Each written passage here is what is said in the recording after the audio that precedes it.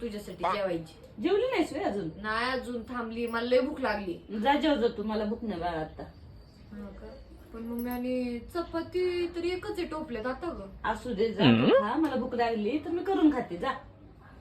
बाई किती चांगली मम्मी आहे माझी, किती विचार करते ना माझा. चल ना मम्मी, असू दे, मी अर्धी चपाती खाते, तू अर्धी खा. नको खा बाळा, तू खा जा, मी करून खाईन परत. बरं ठीक आहे.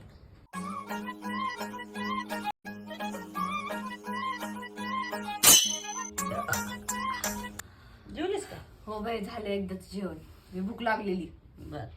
रुको जरा सबर करो. No no no. आता ह्याच्यात वाटणी मागू नकोस, मी खाणार आहे सगळे.